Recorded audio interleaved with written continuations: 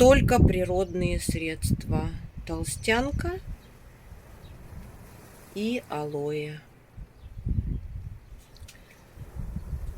Уже давным-давно отказалась от всех химических удобрений. Прежде чем попасть на канал классика орхидейного жанра, я очень часто другим блогерам задавала вопрос: а можно ли опрыскивать орхидеи? И не раз слышала: боже упаси! И орхидеи не боятся воды, а боятся неправильного ухода. И чтобы это понять, надо видео с канала классика орхидейного жанра, как сказала одна зрительница, засматривать до дыр. И тогда все будет понятно. Вот так вот я их прыскаю на каждый листик, особенно с тыльной стороны. И не боясь ничего. Вот в этом направлении 100 километров и уже Африка. Если вместо привычных грядок с картошкой вы видите грядки с алоэ вера, значит на канале классика орхидейного жанра видео с Канарских островов. Привет, друзья! В сегодняшнем видео мы продолжим знакомство с коллекцией Элины Унгер, которая живет на острове Фуэртевентура, Канарские острова, Испания.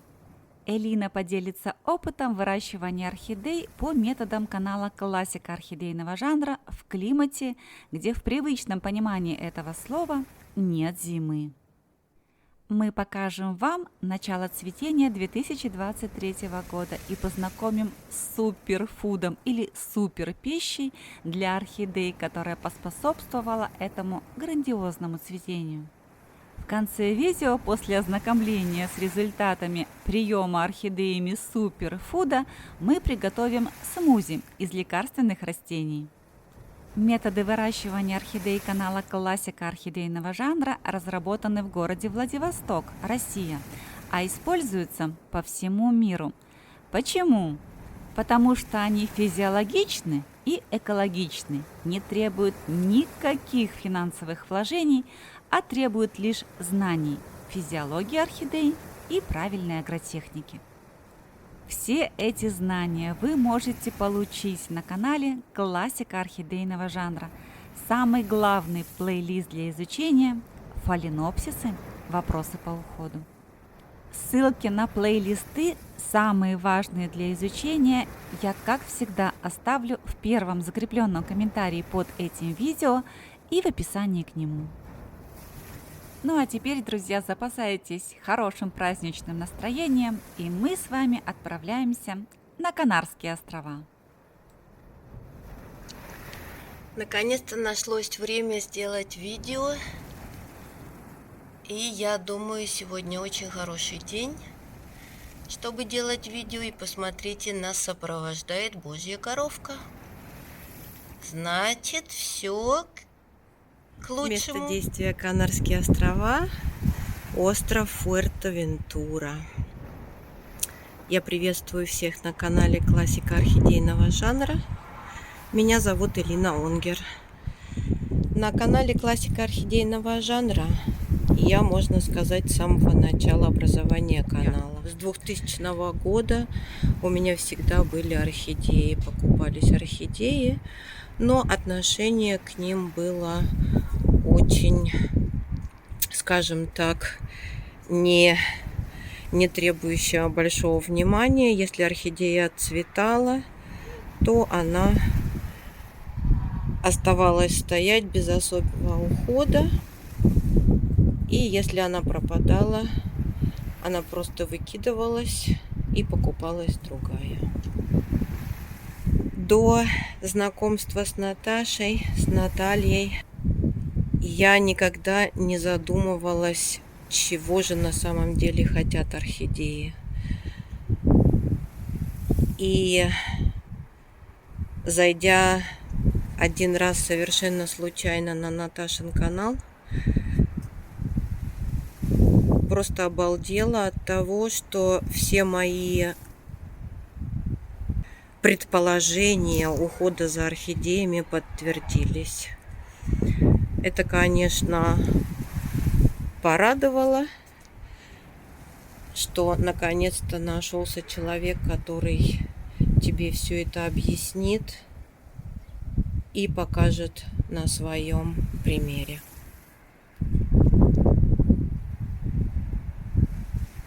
Немножко о климате на Канарских островах. Зимние температуры примерно ночные могут опускаться до 13, до 10 градусов. Но это только тогда, когда очень большая влажность воздуха, когда пройдет дождик. Но дождик здесь идет очень-очень редко. Солнце здесь очень сильное. Вот, пожалуйста, на примере вот этого ожога на листике видно, что один день не уследила. Или вот здесь тоже. Вот это вот попали сильные солнечные лучи. Выставляю я свои орхидеи на солнышко очень коротко. Буквально, может быть, полчасика, потому что есть всегда опасность не уследить. Летний климат очень долгий, скажем так, долго держатся температуры высокие. Ну, как сказать высокие? Здесь температуры летние такие. Примерно от 25 до 30 градусов. И держатся они примерно с апреля месяца и до октября месяца, а в прошлом году и было до ноября месяца. И поэтому, конечно, это моя основная проблема. Всегда надо следить, чтобы орхидеи ни в коем случае не пересыхали. Всегда я их брызгаю. Вот примерно вот так. Вот у меня такой пульверизатор. 2 литра вместимость. И вот так вот я их брызгаю на каждый листик, особенно с тыльной стороны. И не боясь ничего.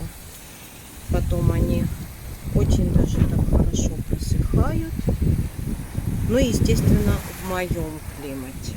В моем климате вообще не бывает достаточно брызгания. Еще раз повторюсь, что когда я брызгаю орхидеи, я абсолютно не боюсь, чтобы вода попала в точку роста, чтобы вода осталась стоять. Единственное, что я всегда должна следить, чтобы орхидея у меня долго не находилась на солнце. Иначе можно обжечь листы. Замачиваю я мои орхидеи примерно 1 раз в неделю. Ну, по мере надобности. Некоторые орхидеи, понятно, пьют больше, другие меньше. Вот это, например, полосатенькая или венозная, она пьет очень много. Посадка у меня всегда одна и та же. Кора, мох, лавовые камушки. И в горшочке очень много проделано дырочек, чтобы корни дышали. Вот здесь вот тоже, вон там все эти дырочки. И корни дышат. До знакомства с Натальей я мало обрызгивала орхидеи. Думала, что они не любят этого, как это всегда говорилось на других каналах. И всегда боялась их перелить. И понятия не имела, что такое нормальная досветка и что такое адекватный уход.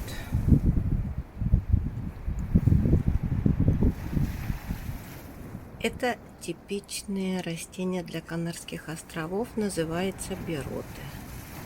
Выглядит как, ну, наверное, как роза, да? Я его очень люблю, он у меня есть большой. Если зрители канала захотят посмотреть, я покажу. У меня есть очень большой. Ну и теперь представляем других 3 красоток.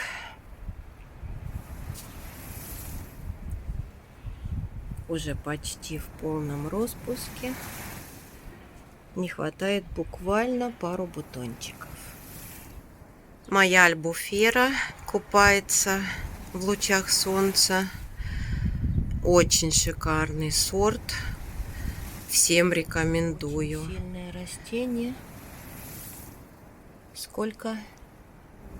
6 пар листьев. Посадка, как всегда. Кора, мох, вулканические камушки. Тоже вот сейчас они побрызгались. Брызгаю я здесь орхидеи. Вот как только у меня есть время, свободное время, так я и брызгаю. Пускай это будет 1 раз в день. Это может быть и 10 раз в день. Следующая орхидея — это орхидея Ром. Тогда начнем сначала с орхидей. 12 сантиметров диаметр цветка. Очень, конечно, впечатляет. Очень приятный розовый цвет. И вот тут вот у нас детка на стволе растет. Вот такие у нас корешки. И вот это цветонос от детки.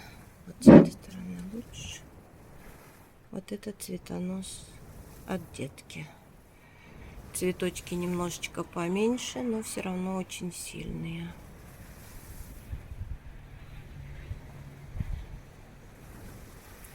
Тоже после опрыскивания. Буквально сейчас 5-10 минут, и все это уже высохнет.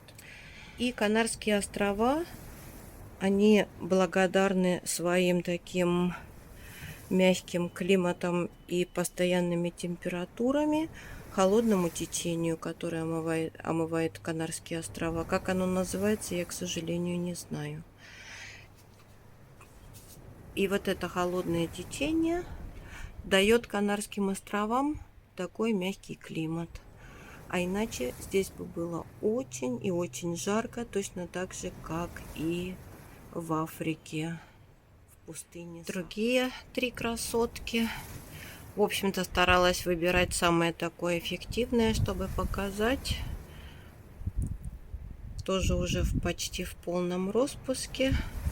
Порадовала она меня на 2 цветоноса. И другой цветонос, вот он здесь, еще не начал распускаться.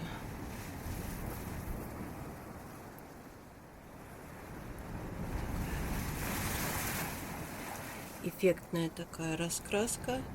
Немножечко выгорает на солнышке. Ну, а в общем-то хорошо держит цветочки. И всегда он выделяется в коллекции. Вот здесь у меня Golden Leopard. Тоже вот на этом примере видно, как выгорают цветочки. Но у меня вообще очень сильное солнце. Поэтому ничего удивительного. Окна мои выходят на восток и юго-восток.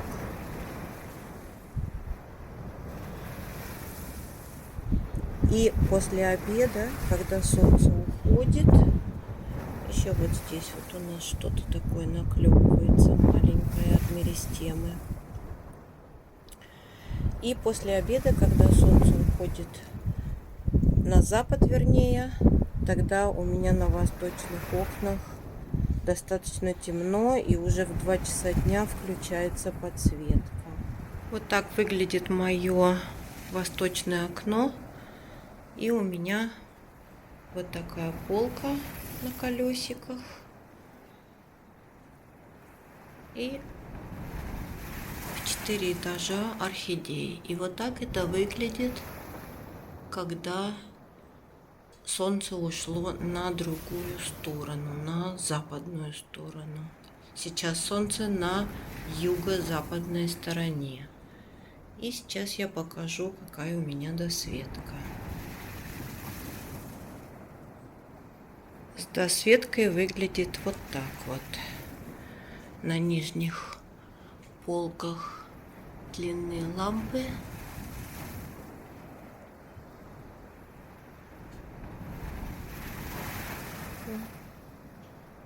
И еще у окна одна лампа.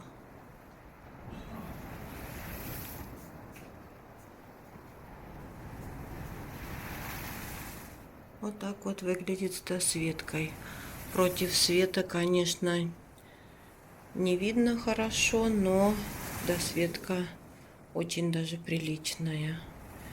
Вот можно еще вот так вот показать.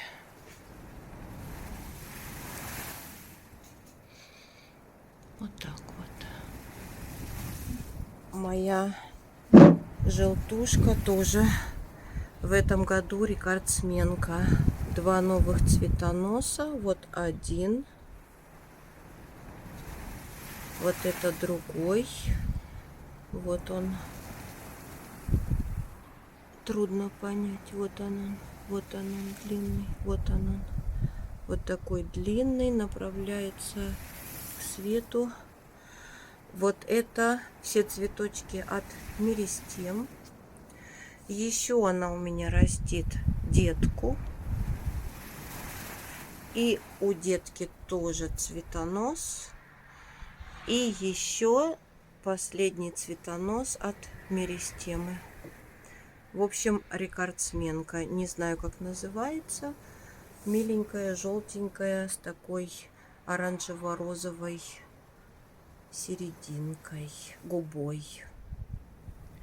Моя фиолетовая орхидея. Не знаю, как называется.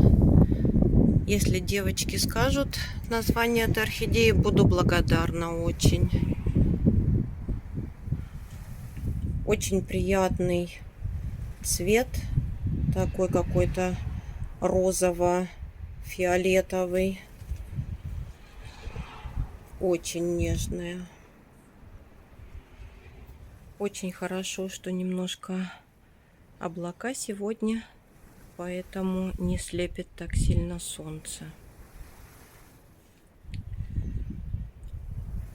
Конечно, я страшно рада, что я встретила Наталью на своем жизненном пути. Я очень рада, Наташенька, что ты всегда находишь время на видео, что у тебя всегда есть терпение учить нас, что у тебя всегда есть желание спасти красоту в этом мире, спасти растения, которые в какой-то мере были загнаны, скажем так, в это состояние. Вообще мы все больше и больше приходим к мнению, что надо беречь растения с самого первого покупного, скажем так, шага, да? Не надо загонять их в стресс. Точно так же, как и с человеческим здоровьем. То есть бережешь здоровье, не надо потом лечиться интенсивно.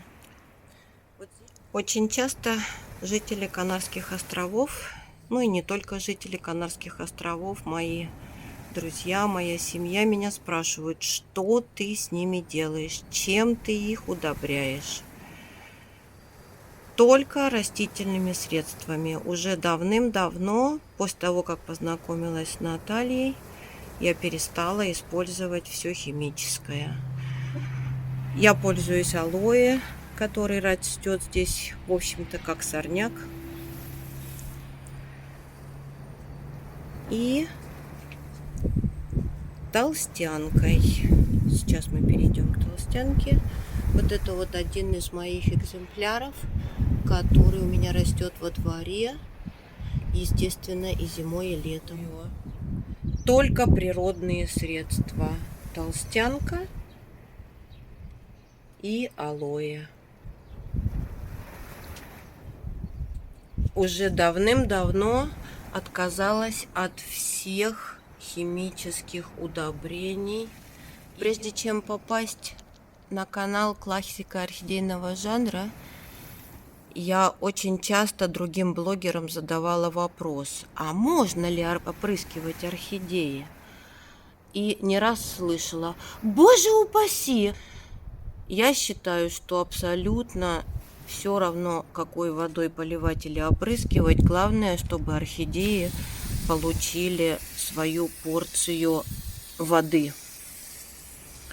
Потому что это для них жизненно необходимо. И орхидеи не боятся воды, а боятся неправильного ухода. И чтобы это понять, надо видео с канала классика орхидейного жанра, как сказала одна зрительница, засматривать до дыр. И тогда все будет понятно. Я уже не раз пыталась спрашивать всех зрителей канала классика орхидейного жанра, действительно понимаем ли мы, какого замечательного учителя мы имеем в качестве Натальи. Как она нас учит понимать орхидеи, наблюдать за ними. И, конечно, догадываться, чего не хватает. Вот, например, на примере этой орхидеи, она была куплена 4 года назад и совсем не цвела. И вот что значит правильный уход. Орхидея выпустила 2 новых цветоноса. Один достаточно толстенькие. Вот плохо видно. Вот это вот другой цветонос. И очень много ответвлений от меристемы. И один цветонос, вон какой большой, и тоже начинает ветвиться. Решила показать еще раз эти монстры листы. Вот сейчас срезала. Такое желе у них внутри.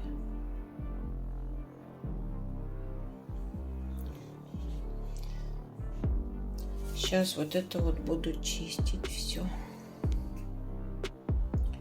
Срезала колючки с обоих сторон, разрезала на порционы, на порции, и вот все почищено. Сейчас буду измельчать.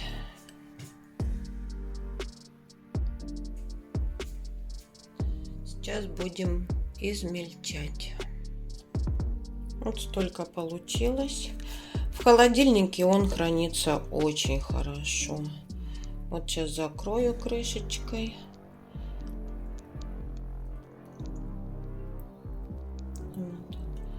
А вот это вот сейчас возьму с кисточкой и пойду все, скажем так, больные орхидеи, но они не больные, просто что слабенькие, пойду обмажу весь стволик и все вот этим вот соком чистым. Смузи из мякоти алоэ вера используется на орхидеях в пропорции 1 к 10, то есть на 50 мл смузи 500 мл воды. Для здоровых орхидей достаточно одной обработки в месяц. Для больных и ослабленных обработки можно повторять каждую неделю. Обработки проводятся по листовой массе орхидеи и по цветоносам для инициации пышного цветения. В коллекции Элины около 50 орхидей, и сейчас каждая из них готовится к цветению или цветет. По возможности мы и дальше будем показывать вам продолжающееся цветение 2023 года. А в следующем видео я обязательно покажу вам еще один суперфуд для орхидей. Не пропустите! Вот так вот начинается каждый мой новый день. Сначала смотрю на мои цветочки, конечно, когда они цветут. Обхожу, просматриваю, все ли нормально, не появилось ли чего-то нового, какой-то новый цветонос. Очень большой заряд энергии мне дают мои цветочки. Конечно, в зал я ставлю самые, которые в полном распуске или которые мне сейчас нравятся. И вот так вот любуюсь ими. А сегодня, в этот праздничный день, все эти орхидейные охапки Элина дарит вам, наши дорогие зрительницы. Ведь сегодня самый нежный, самый светлый и самый прекрасный день в году, 8 марта, начало весны, начало жизни в природе, первое тепло. Пусть это тепло поселится в вашем доме и в вашей душе. Пусть красота природы и красота наших орхидей вдохновляет, а начало весны символизирует начало чего-то очень желанного и прекрасного в вашей жизни. Не забудьте поздравить друг друга и пообщаться в комментариях. А я буду ждать вас на канале «Классика орхидейного жанра». До встречи, друзья!